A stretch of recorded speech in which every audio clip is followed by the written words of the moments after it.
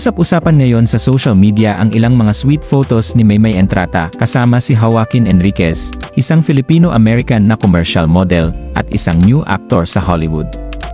Sa pamamagitan ng isang post ay nagkaroon si Maymay ng confirmation tungkol sa kanilang relasyon. Isang 18-second video ang ipinakita ni Joaquin sa Instagram na makikitang nasa beach siya, at kasama si Maymay. Ayon kay Joaquin, I finally found my Iris, at ayon naman kay Maymay, my lover. Si Joaquin ay kasalukuyang nakatira sa Los Angeles, California, at doon siya lumaki. Filipina ang ina ni Joaquin at Amerikano naman ang kanyang ama. Mayroon din siyang 2 kapatid. Nagtapos din siya ng pag-aaral sa University of California sa San Diego noong 2024. Tinapos niya ang kursong bachelor's degree in theater. Masipag din si Joaquin, habang nag-aaral siya noon ay nagtrabaho siya bilang crew sa isang restaurant.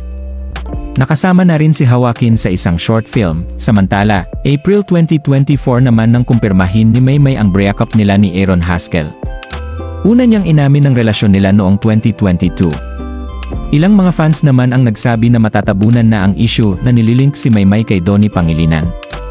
Dahil dito, ilang mga fans naman ang masaya para kay Maymay at umaasang pang matagalan na ang relasyon niya na ito.